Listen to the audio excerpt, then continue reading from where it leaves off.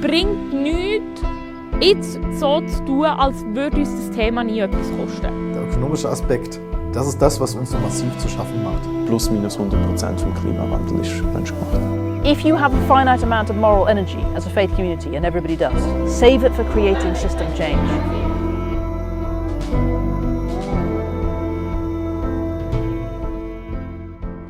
Herzlich willkommen zurück im Format Methodist in Mission. Das Thema der Klimakrise beschäftigt uns als Gesellschaft und somit auch uns als Kirche schon seit längerem. Darum habe ich mich in dieser dreiteiligen Serie die Frage gestellt, was die Klimakrise für uns als Kirche bedeutet. Dafür habe ich mit unterschiedlichen Leuten, die in unterschiedlichen Bereichen von ihrer Arbeit oder ihrem Leben sich mit der Klimakrise auseinandersetzen, gesprochen. Und für einmal habe ich dabei auch versucht, über unseren Schweizer Horizont herauszuschauen. In dieser ersten Folge geht es vor allem darum, wie wir in der methodistischen Kirche in der Schweiz mit dem Thema der Nachhaltigkeit umgehen. Und ich lasse eine Frau zu Wort kommen, die in ihrer Heimat heute schon viel stärker mit den Auswirkungen der Erderwärmung konfrontiert ist. Zwischen 2010 und 2020 haben wir eine durchschnittliche Jahrestemperatur ist 1,1 Grad höher gewesen als vor der industriellen Zeit. Die vorindustrielle Zeit, das wird definiert als 1850 bis 1900. Und dort, das ist wieder ein Referenzwert, wo wir jetzt alle Erderwärmungsszenarien dagegen vergleichen. Also der IPCC-Report, das ist so der Goldstandard im Bereich Klimawissenschaften, wo fast jedes Jahr wird dort ein Bericht publiziert. Und jetzt gerade im Frühling 2023 ist wieder ein Bericht herausgekommen. Dort wird der momentane Anteil vom anthropogenen, also der menschlich gemachte Anteil vom Klimawandel, wird auf 0,8 bis 1,3 Grad geschätzt, von diesen 1,1 Grad. Das heisst, es gibt eine Unsicherheit von vielleicht 0,2 bis 0,3 Grad, wo sie momentan davon ausgehen, aber plus minus 100% vom Klimawandel ist menschgemacht. Ich glaube, das Thema ist ein polarisierendes Thema, weil es ganz viele Bereiche von unserem Leben anspricht.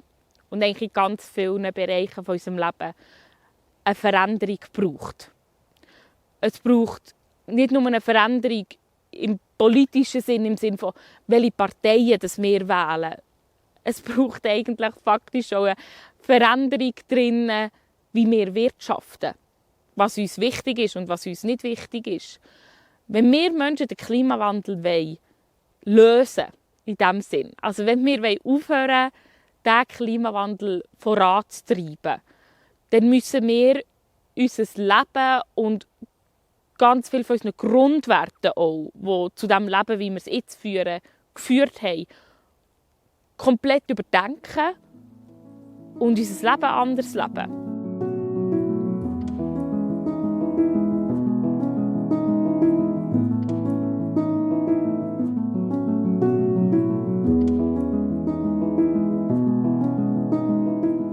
Ja, und ich habe dann mehr angefangen nachzuforschen über das Thema der Klimakrise und immer wie mehr mir auch angefangen die Frage zu stellen, was für eine Rolle hat denn der Glaube in Bezug auf den Klimawandel?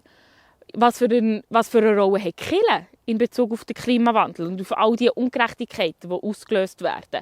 Sollen wir das einfach delegieren an die Politik und sagen, ja, die müssen das klären? Oder können wir etwas zur Lösung beitragen? Und das Thema fasziniert mich auf der einen Seite, und aber es lässt mich auch nicht los. Also ich komme irgendwie auch nicht davon weg. Es kommt irgendwie immer wieder alles zurück auf das Thema. Momentan ist es so, dass 10% der Weltbevölkerung ist verantwortlich für ein Drittel bis sogar zu der Hälfte der globalen Emissionen. Und also da sind die indirekten Emissionen auch drin, weil wir als Schweizer und Schweizerinnen haben nicht allzu viel von den direkten Emissionen hier im Land, weil wir haben einen Großteil von unserer dreckigen Industrie ins Ausland verlegt. Das heisst, ein Großteil von unseren Emissionen passieren im Ausland bei der Produktion von Konsumgütern, die wir hier in der Schweiz konsumieren. Ich glaube, unser Einfluss als einzelne Menschen, er ist da, aber er ist nicht riesig. Und das ist so ein bisschen das Frustrierende. Wir haben einen Einfluss. das denke ich definitiv. Wie ich mit meinem Leben umgehe, wie ich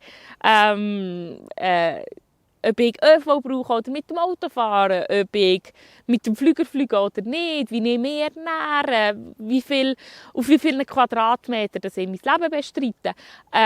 Das hat einen Einfluss darauf, auf das Gesamtbild. Aber es ist natürlich ein kleiner Einfluss. Und das ist so ein bisschen manchmal das Frustrierende daran, dass das, was eigentlich wirklich in meiner Kontrolle ist, dann relativ wenig Einfluss aufs grosse Ganze hat. Wenn wir dann aber schauen, wo sind wir unterwegs jetzt als Einzelperson, eben zum Beispiel in der Kirche oder zum Beispiel auch in einem Nationalstaat oder zum Beispiel in der Nachbarschaft oder in der Familie, mit jeder Person, die beteiligt ist, wird der Einfluss grösser, den wir haben auf ein nachhaltigeres Leben. Unser Einfluss als Kirche darauf, nachhaltig die Welt zu gestalten, ist viel, viel grösser als das von Einzelpersonen, von unseren Gemeinden. Und durch das wird aber auch die Verantwortung grösser. Man kann nicht die ganze Verantwortung für klimagerechtes Handeln auf Einzelpersonen abbrechen. Ich finde, das ist nicht fair und es ist auch nicht sozial, weil gewisse Leute haben mehr Möglichkeiten als andere. Gewisse Leute haben mehr Möglichkeiten, umweltgerechter zu handeln als andere Menschen. Und das muss man ernst nehmen und das muss man auch so benennen.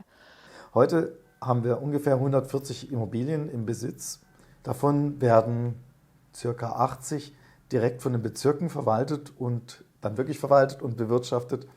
Und die Bezirke gehen damit um, als ob es ihr Eigentum wäre. Faktisch ist es im Eigentum vom Gesamtverein. Und das zeigt schon so ein bisschen die Schwierigkeit auf, die unterschiedlichen Interessen im Prinzip. Die einen nutzen die Immobilien sehr stark für ihren Hauptauftrag. Und wir haben vielleicht den Aspekt, wir möchten eigentlich die Immobilien möglichst nachhaltig bewirtschaften. Und wir haben gleichzeitig die Situation, dass die Mitgliederzahlen in den letzten Jahrzehnten sehr, sehr stark zurückgegangen sind. Mir ist noch die Zahl 20.000 Mitglieder 1970 ungefähr in Erinnerung, aber wir sind heute bei ungefähr knapp 5.000 Mitgliedern. Die Infrastruktur ist immer noch ausgelegt auf diese Anzahl Mitarbeiter, abzüglich ungefähr ein Viertel weniger Gebäude. Also es waren mal knapp 200 Gebäude, es wurde ungefähr ein Viertel verkauft. Das heißt, wir haben heute mit 140 Gebäuden eigentlich rein zahlenmäßig immer noch zu viele Gebäude und zu viel Infrastruktur. Das heißt, wir haben insgesamt eigentlich zu viele Liegenschaften für unseren Auftrag und gleichzeitig die Liegenschaften, die wir haben, sind oft zu groß. Und das ist natürlich überhaupt nicht nachhaltig in keiner Form. Man kann mit diesen Erträgen mit diesen Spendenaufkommen, der von diesen Mitgliedern erwirtschaftet wird, kann man die Liegenschaft nicht mehr unterhalten, man kann die Betriebskosten nicht mehr sicherstellen.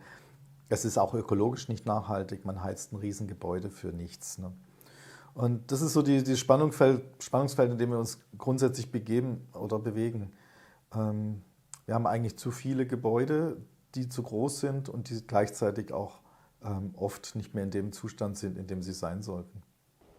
Wenn ich die Antwort auf die Frage hätte, wie jede einzelne EMK komplett nachhaltig leben kann, dann hätte ich es gesagt und dann wären wir schon viel weiter.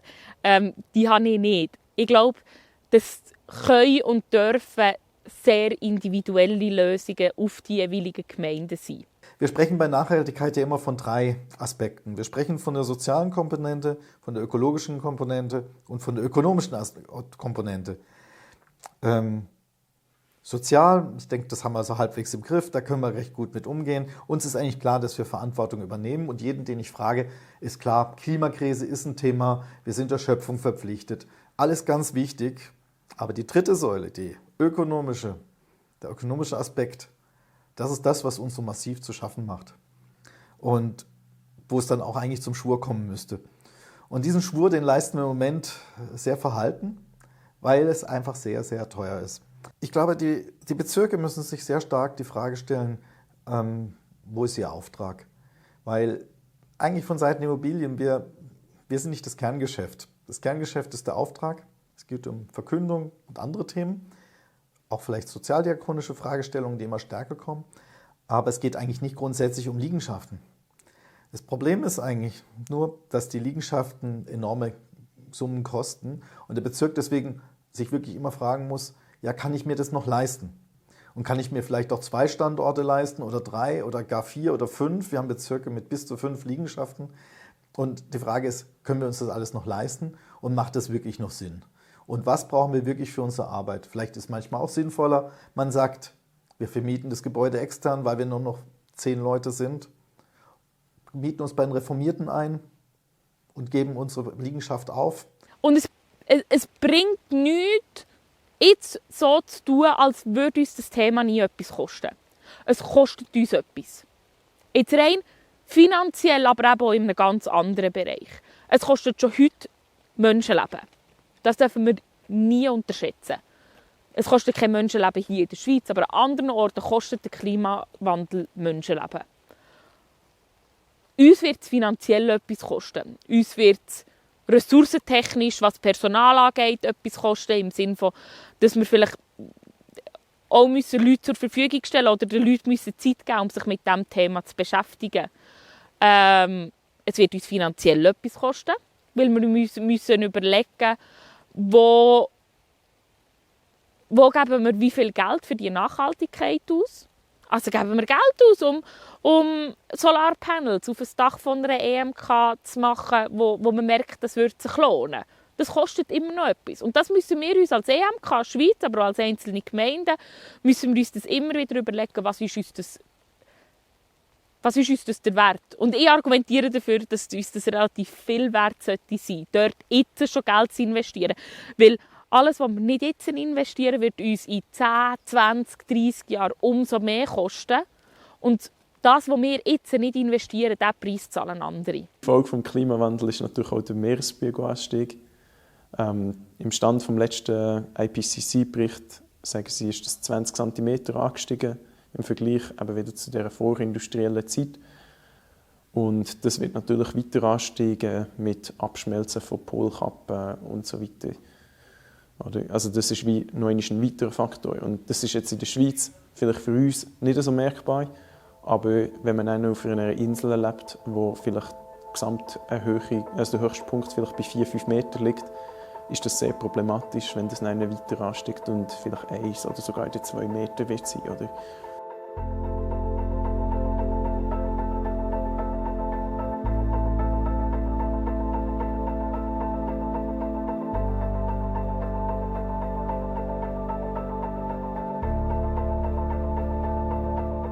I wouldn't have thought that communities in Fiji would relocate as early as 2014. They relocate because of coastal erosion, sea level rise, inundation, saltwater inundation. It affected their agriculture, affected their drinking water, and it was just not safe to live near the coast anymore, even though they know that's where their source of living, that's their home in the sense that their ancestors had passed the land to them. They're buried on this particular land. I would expect other small atolls to have relocated early, like 2004, maybe 2010. But coming from Fiji, I think we were a big landmass. Maybe I sometimes think when Kiribati and Tuvalu were advocating for climate change back in the days, they were just not advocating, they were championing. They had to identify ways to resolve the issues in their own countries. Fiji, we did not take it seriously, maybe. We're not being proactive, we're now reacting. Things are happening and we're reacting to it. When you ask about the feelings of people when they were told to relocate and the resistance, there is always resistance because people have invested in their homes that they built on the village, have invested in the different ways in their communities, only to be told this place is no longer safe. You either have to back off your adaptation work or adaptation project or relocate. And if I was to compare this to Kiribati and Tuvalu, no way. The conversation of relocation is a no-go zone, because to them, we're going to protect till we lose all our limbs and whatnot, because they do not have any other place to move to. At least we were fortunate here in Fiji that there are highlands that people can relocate to, that there are places, that are still vacant that people can move to. But if you talk to communities in Tuvalu and Kiribati, there's no other place to relocate but to relocate externally. And externally is to Australia, New Zealand, or maybe Fiji. What does that mean for communities? Are they going to lose their identity? Because imagine if their land goes underwater, it's not longer seen in the map. Will they still be called Tuvaluans or Kiribati people or Fijians? Yes, I've always hoped that our stories would allow people to make good judgments and being able to see how their role, not just as humans, as people, but also as brothers and sisters in Christ. Our shared responsibility to look after each other, but also to look after our environment. The story in the Bible, who is my neighbor? What connects us, global north and global south, it's the ocean. Whatever happens in the global north will feel the impact in the global south and vice versa. So yes, we are neighbors. How do we continue to look out for our neighbors? Not in the sense that we're seeing you, we're hearing you, but the story in the Bible of the guy going out to help this, like picking him up from the roadside, taking him into the inn. That's action, And seeing that he's being looked after well. It's not just looking and passing, but doing an action to see that, that my action does make a change or impact on this person's life. Man kann entweder in die Radikalisierung gehen, dass wir müssen jetzt sofort alles auf den Haufen werfen und mit jedem Mittel und mit allem, was uns zur Verfügung steht. Dass je nachdem auch vielleicht auch Menschen oder Ansichten, die vielleicht auch vor Gewalt nicht zurückschrecken. Und ich glaube, die Gefahr gibt es, wenn man sich mit dem Klimawandel beschäftigt. Aber ich glaube, die andere Gefahr ist viel grösser und das ist die Gefahr von der Resignation. Dass man sagt, ja, man kann ja eh nichts machen. Ich kann ja eh nichts machen. Also resignieren in Bezug auf das Thema und sagen, unsere Welt ist halt ungerecht. Und das ist einfach ein weiterer Punkt, der die Welt ungerecht macht. Und ja, voilà, dann ist es halt so.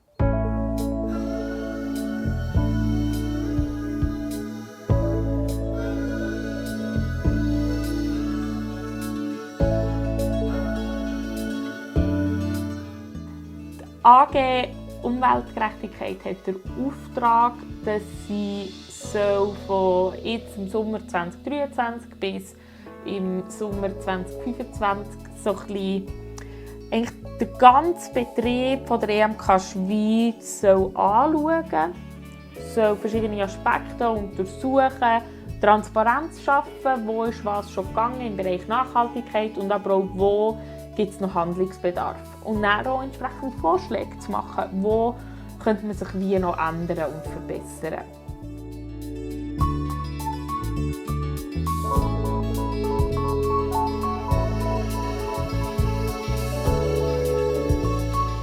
Ich habe mal ein super Bild in einer Weiterbildung bekommen, wo es um das Thema Innovation oder Veränderung anstoßen gegangen ist. Dort haben wir ein Bild von eine Kirche oder eine Organisation oder auf was auch immer, dass wir es als ganze Weltgemeinschaft, wie wir es sehen wollen, ist ein riesiger Tanker auf dem Meer. Und dass so ein Tanker sich ändern kann, für das braucht es extrem viel. Und für das muss man wissen, wohin geht man und was will man erreichen. Wir haben immer das Gefühl, Veränderungen oder Innovation tut man durch das anstoßen, durch das man den Tanker irgendwo die Richtung verschieben. Was aber eigentlich viel intelligenter ist, dass man irgendwelche Schnellboote voranschickt, die schon mal schauen können, in welcher Richtung zeigt sich Erfolg, in welcher Richtung zeigt sich ein Teil von der Lösung. Und dann aufgrund von dem, was zurückkommt, vielleicht das biblische Bild wäre die Taube dafür, wo der Noah von der Arche her aussendet. Sagen, hey, von dort her, wo so ein Zweigli zurückkommt, in diese Richtung fast einmal manövrieren. Und dann schickst du wieder die neue Taube los und dann schaust du wieder. Wir müssen nicht schon die ganze Lösung kennen, um schon jetzt innovative Lösungen abzusetzen. Um mal zu schauen, wo kommt ein Zweigli von der Hoffnung zurück. Wo kommt ein Zweigli von der Lösung zurück? Wo lebt es? Sei das bei den Menschen, sei das im Bereich Nachhaltigkeit. Ich glaube, wir müssen mutig und kreativ die ersten Schritte machen. Das müssen nicht riesige Schritte sein, aber es müssen Schritte sein. Und ich glaube, wir blockieren uns heute schon, wenn wir das Gefühl haben, wir müssen schon das Gesamtproblem gelöst haben, um die ersten Schritte zu machen. So funktioniert Innovation nicht und ich glaube, so hat Kirche auch noch nie funktioniert. Kirche hat immer durch das funktioniert, dass man einfach mal mutig und kreativ die ersten Schritte gegangen ist und geschaut hat, wo das Gott einem anführt. In der nächsten Folge der Serie Methodist in Climate Mission schauen wir, wie andere Methodisten aus Europa mit dem Thema Nachhaltigkeit in ihren Kirchen umgehen und was sie dabei erleben. Bis dann dürft ihr sehr gerne diese Folge in euren Gemeinden und in eurem Umfeld teilen.